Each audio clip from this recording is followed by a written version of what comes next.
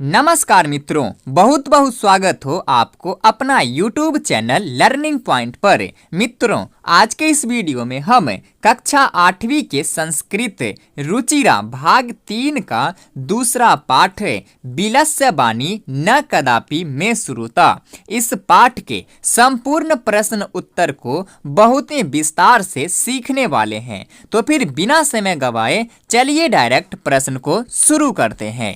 तो हमारा सबसे पहला प्रश्न है उच्चारणम कुरुत, यानी कि उच्चारण करें। कस्मिंश्चित यानी कि किसी क्षुधार्तः भूख से, सिंह पद पद्धति शेर के पैर का निशान, विचिन्त्य सोचकर या फिर विचार करके, एतत् श्रुत्वा एतत् जोर श्रुत्वा यह सुनकर, समाहवाहनम पुकारना, साधविदम साधु जोर इदम यह उचित या फिर यह सही, भय संतरप्त मन साम भय से डरे हुए मन वाले लोगों का, प्रतिध्वनि अनुगूंज। ये है पहला प्रश्न। चलिए आगे अब दूसरा प्रश्न कहता है एक पदेन उत्तरम लिखत, एक पद में उत्तर लिखें, एक शब्द में उत्तर लिखिए। क नंबर प्रश्न है सिंहस्य नाम किम, शेर का नाम क्या था? तो शेर का नाम था खरन खरह, यानी कि खरन खर। फिर ख नंबर प्रश्न है गुहायाह स्वामी कह आसीत, गुफा का स्वामी कौन था? तो आंसर क्या है दधिपुच्छ नामक गिदर, तो लिखेंगे दधिपुच्छः दधिपुच्छ नामक गिदर। अगला प्रश्न है सिंह कस्मिन् समये गुहायाः समीपे आगतः, शेर किस समय में गुफा के समीप गुफा के पास आया? तो कब आया था? तो सूर्य अस्त होने के समय, तो लिखेंगे सूर्य अस्त समय, सूर्यास्त होने के समय। फिर अगला प्रश्न है हस्त पाद आदि का क्रियाः केषां न प्रवर्तन्ते, हाथ पैर आदि की क्रियाएं किसका काम करना बंद कर देता है? तो किसका बंद कर देता है? तो भय संतरप्त मन साम, भय से डरे हुए मन वाले लोगों का हाथ पैर आदि की क्रियाएं काम करना बंद कर देता है। अगला प्रश्न है गुहा केन प्रतिध्वनिना, गुफा किसके आवाज से प्रतिध्वनि गूंज उठा? तो शेर के गर्जन से, तो लिखेंगे उच्च गर्जनेन, शेर के उच्च गर्जन से। अगला प्रश्न है तीसरा नंबर प्रश्न है पूर्ण वाक्येन उत्तरत, पूर्ण वाक्य में पूरा वाक्य में उत्तर दीजिए। पहला प्रश्न है खरन खरः कुत्र प्रतिबस्ति स्मः, खरन खर कहाँ रहता था? तो उत्तर हो जाएगा खरन खरः कस्मिंश्चित् वने प्रतिबस्ति स्मः, खरन खर किसी वन में रहता था। खरन खर नामक शेर जो है किसी वन में रहता था। फिर ख नंबर प्रश्न है महतीम गुहाम दृष्ट्वा सिंह किम अचिंतयत, बड़ी गुफा को देखकर शेर क्या सोचा? तो आंसर हो जाएगा महतीम गुहाम दृष्ट्वा, बड़ी गुफा को देखकर सिंह अचिंतयत, शेर ने अचिंतयत सोचा, नूनम अवश्य ही एतस्याम गुहायाम, इस गुफा में रात्रौ रात को कोअपि कोई भी जीव जानवर आगच्छति आता है। शेर ने सोचा कि इस बड़ी गुफा को देखकर शेर ने सोचा कि अवश्य ही इस गुफा में रात को कोई जानवर आता है, अतः अत्र एव निगूढ़ो भूत्वा तिष्ठामि इति, इसलिए यहीं छुप कर बैठ जाता हूँ, ऐसा सोचा। फिर अगला प्रश्न है श्रीगालः किम अचिंतयत, श्रीगाल यानी कि गिद्दर ने क्या सोचा? तो गिद्दर ने सोचा श्रीगालः अचिंतयत, गिद्दर ने सोचा ओहो विनष्टो अस्मि, अरे मैं तो मारा गया, ओहो मैं तो मारा गया, नूनम अवश्य ही अस्मिन बिले, इस गुफा में सिंह शेर अस्ति इति तर्कयामि, इस गुफा में शेर है यह मेरा मानना है। तत किम करवानी, अब क्या करें? गिदर ने क्या सोचा कि ओहो मैं तो मारा गया, इस गुफा में निश्चित रूप से शेर है, यह मैं तर्क करता हूँ, यह मेरा मानना है, अब क्या करें। चलिए आगे देखिए। आगे अब घ नंबर प्रश्न कहता है श्रीगालः कुत्र पलायितः, गिदर कहाँ भाग गया, कहाँ पलायित हो गया। तो श्रीगालः दूरम पलायितः, गिदर ने दूर भाग गया। अगला प्रश्न है गुहा समीपम आगत्य श्रीगालः किम पश्यति, गुफा के समीप पास आकर गिदर ने क्या देखता है। तो गुहा समीपम आगत्य श्रीगालः यावत् पश्यति तावत् सिंहपद पद्धति गुहायां परवेष्टा दृश्यते न च बहिरागतः, कि गुहा के समीप आकर गिदर यावत् पश्यति जहां तक देखता है तावत वहां तक सिंहपद पद्धति शेर के पैर का निशान गुहायाम परवेष्टा दृश्यते गुहा में प्रवेश करते हुए दिखाई देते हैं। न च मतलब और न वही आगता बाहर आते हुए नहीं दिखाई देता है। गुफा के समीप आकर गिदर ने जहां तक देखता है वहां तक शेर के पैर का निशान दिखा, गुफा में प्रवेश करते हुए तो दिखाई देते हैं लेकिन बाहर आते हुए दिखाई नहीं देते हैं। अगला प्रश्न कहता है कह शोभते, कौन जो है सुखी रहता है। तो उत्तर हो जाएगा यह अनागतम कुरुते सह शोभते, जो आने वाले दुखों का समाधान करता है वह सुखी रहता है। चलिए आगे अब चौथा प्रश्न है रेखांकित पदानि आधृत्य प्रश्न निर्माणम कुरुत, रेखांकित पदों को आधार मानकर रेखांकित पदों के आधार पर प्रश्न निर्माण करें। क नंबर प्रश्न है क्षुधार्त सिंह कुत्रापि आहारम न प्राप्तवान, भूखे शेर को कहीं भी भोजन नहीं मिला। तो हम प्रश्न कैसे करेंगे, यहाँ रेखांकित कौन सा पद है तो क्षुधार्त, इस पद में यहाँ रेखा लगा हुआ है कि भूखे शेर को कहीं पर भोजन नहीं मिला। कौन से शेर को, तो भूखे शेर को। तो हम प्रश्न करेंगे कैसे शेर को कहीं पर भोजन नहीं मिला। तो कैसे को हम लिखेंगे कीदृशः सिंह कुत्रापि आहारम न प्राप्तवान, कैसे शेर को कहीं पर भोजन नहीं मिला। अगला प्रश्न है दधिपुच्छः नाम श्रीगालः गुहाया स्वामी आसीत, दधिपुच्छ नाम का गिदर गुफा का स्वामी मालिक था। किस नाम का, तो दधिपुच्छ नाम का। तो यहाँ प्रश्न बनेगा किस नाम का गिदर जो है गुफा का स्वामी था।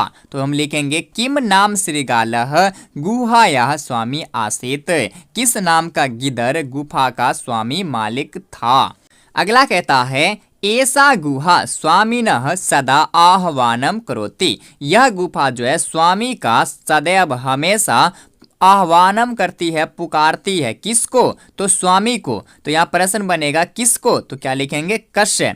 ऐसा गुहा कस्य सदा आह्वानम करोति, यह गुहा किसको हमेशा आह्वानम करती है, किसको हमेशा पुकारती है। चलिए आगे देखिए। आगे अब घ नंबर प्रश्न कहता है भय संतरप्त मन साम हस्त पाद आदि का क्रिया न प्रवर्तन्ते, भय से डरे हुए मन वाले लोगों का हाथ पैर आदि की क्रिया काम नहीं करती है, काम करना बंद कर देती है। किसकी क्रिया, तो हाथ पैर आदि की क्रिया। तो हम यहाँ लिखेंगे कि भय संतरप्त मन साम कीदृशा क्रिया न प्रवर्तन्ते, भय से डरे हुए मन वाले लोगों का कौन सी क्रिया काम करना बंद कर देती है। तो कौन सी क्रिया के लिए क्या लिखेंगे कीदृशः क्रिया न प्रवर्तन्ते, काम करना बंद कर देती है। चलिए अगला कहता है आह्वानेन श्रीगालः बीले प्रविश्य सिंहस्य भोज्यम भविष्यति, बुलाने से गिदर जो है गुफा में प्रवेश करके शेर का भोजन बनेगा। तो प्रश्न बनेगा बुलाने से गिदर किसमें प्रवेश करके शेर का भोजन बनेगा, किसमें, तो हम लिखेंगे कस्मिन। आह्वानेन श्रीगालः कस्मिन प्रविश्य सिंहस्य भोज्यम भविष्यति, बुलाने से आवाज लगाने से गिदर किसमें प्रवेश करके शेर का भोजन बनेगा। चलिए आगे देखिए। आगे अब पांचवा प्रश्न कहता है घटनाक्रम अनुसारम वाक्यानि लिखत, यहाँ लिखत है, घटनाक्रम के अनुसार वाक्य को लिखिए। सबसे पहले क्या हुआ, तो सबसे पहले परिभ्रमण सिंह क्षुधार्तो जाता है, कि घूमता हुआ शेर भूखा हो जाता है। ये हमें पहला सबसे पहले लिखना है। ये जो है घटना सबसे पहले हुआ था कि घूमता हुआ शेर भूखा हो जाता है। इसके बाद क्या हुआ, सिंह एकाम महतीम गुहाम अपश्यत, शेर एक बड़ी गुफा को देखता है। ये इसके बाद यानी कि दूसरे घटना ये हुआ कि शेर ने एक बड़ी गुफा को देखता है। फिर इसके बाद क्या हुआ कि गुहा यह स्वामी दधि पुच्छा नाम श्रीगाला सम आगच्छत, यानी कि गुफा का स्वामी दधिपुच्छ नामक गिदर वहां आ गया। ये इसके बाद तीसरी घटना हुआ। इसके बाद चौथी घटना क्या हुआ कि गुहाया कोपी अस्ति इति श्रीगालस्य विचारः, जब शेर गुफा के समीप आया तो चौथी घटना हुआ कि गुफा में कोई है, ऐसा श्रीगालस्य विचार, ऐसा जो गिदर का विचार था। इसके बाद क्या हुआ पांचवी घटना, तो पांचवी घटना हुआ कि दूरस्थ श्रीगाल रबम कर्तुम आरब्धः, कि दूर से ही श्रीगाल ने गिदर ने जो है आवाज करना आरंभ कर दिया। फिर छठी घटना हुआ कि सिंह श्रीगालस्य आह्वाहनम अकरोत, कि शेर ने जो है गिदर को आवाहन किया, पुकारा। इसके बाद सातवीं घटना हुआ कि दूरम पलायमान श्रीगालः सलोकम अपठ्यत, कि दूर भागते हुए गिदर के द्वारा जो है सलोक पढ़ा गया, सलोक बोला गया। तो हमें इसका आंसर कैसे लिखना है, ये जो सबसे पहला नंबर इसको हम सबसे ऊपर लिखेंगे, फिर दूसरा को हम 2 नंबर में लिखेंगे, फिर इसके बाद तीसरे को लिखेंगे, फिर हम यहाँ इस चौथे को लिखेंगे, फिर हम इस पांचवें को लिखेंगे, फिर ये छठे को लिखेंगे, फिर सातवें को लिख देंगे वाक्य को। ये हमारा आंसर हो जाएगा। चलिए आगे अब छठा प्रश्न कहता है यथार्थ निर्देशम उत्तरथ, यथा निर्देश के अनुसार उत्तर दीजिए। क नंबर प्रश्न है एकाम महतीम गुहाम दृष्ट्वा सह अचिंतयत, एक बड़ी गुफा को देखकर वह सोचा। अस्मिन् वाक्ये कति विशेषण पदानि संख्यया सह पदानि अपि लिखत, एक बड़ी गुफा को देखकर वह सोचा।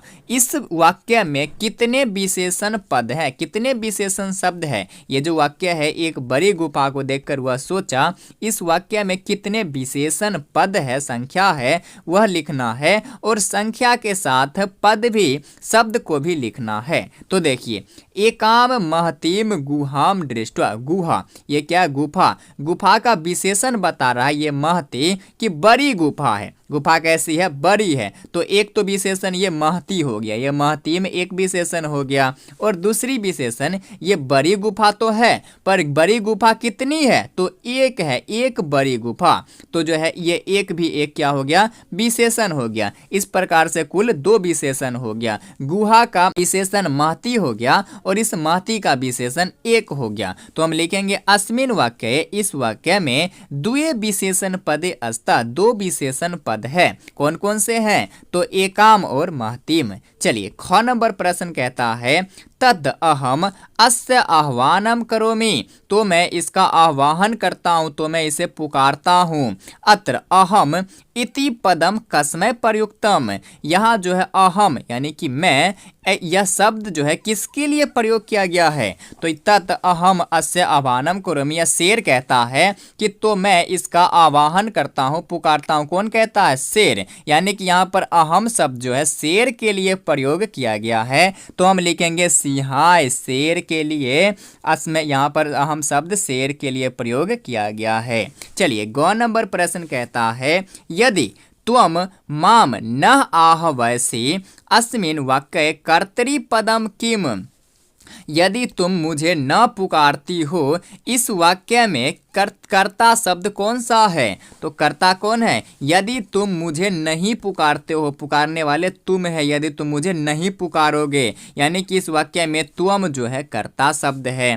फिर घ नंबर प्रश्न कहता है सिंह पद पद्धति गुहायाम प्रविष्टा दृश्यते अस्मिन वाक्य क्रियापदम किम, कि शेर के पैर का निशान जो है गुफा में प्रवेश करते हुए दिखाई देते हैं। इस वाक्य में क्रिया कौन है, क्रिया, क्रिया यानी कि काम क्या है, तो काम हम किसको कहते हैं, तो जिस शब्द में ना लगा होता है। तो इस वाक्य में कि शेर के पैर का निशान गुफा में प्रवेश करते हुए दिखाई देता है। ये दिखाई देना यानी कि देखना, ये दिखाई देना या फिर देखना, इन दोनों शब्द के लास्ट में क्या है, ना लगा हुआ है। जब ना लगा हुआ है तो इसे हम क्रिया कहेंगे। इससे भी नहीं तो कोई भी काम हो उसे हम क्रिया कहेंगे। आना जाना खाना पीना देखना, तो यहाँ है दृश्यते यानी कि देखना। शेर के पैर का निशान गुफा में प्रवेश करते हुए दिखाई देते हैं, ये दिखाई देना क्या हो जाएगा, काम है, तो इस काम को हम क्रिया कहते हैं। तो क्रिया क्या हो गया, दृश्यते। चलिए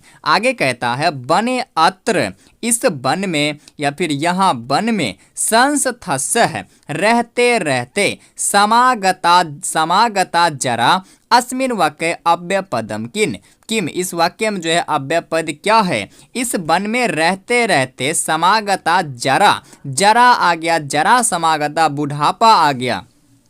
यहाँ इस वन में रहते रहते बुढ़ापा आ गया। इस वाक्य में अव्यय पद क्या है, तो अत्र हो जाएगा। यहाँ इस वन में रहते रहते बुढ़ापा आ गया, ये अत्र अव्यय शब्द हो जाएगा। चलिए आगे अब सबसे आखिरी प्रश्न है, कहता है मंजूषातः, मंजूषा से अव्यय पदानि चित्वा, अव्यय पद को चुनकर रिक्त स्थानानि, रिक्त स्थानों को पूरयत पूरा करें।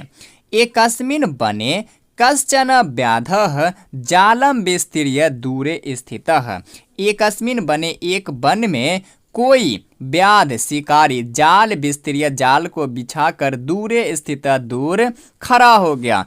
क्रमशः आकाशात सपरिवार कपोतराज नीचः आगच्छत, इसी क्रम में आकाश से कपोतराज का, कपोतराज पूरा परिवार, कबूतरों का परिवार जो है नीचे नीचे आगच्छत आ गया। यदा जब कपोताह कबूतर तंडुलान अपश्यन, चावलों को देखता है, तदा तब तेसाम लोभ हो जाता, तब उनमें लोभ आ जाता है।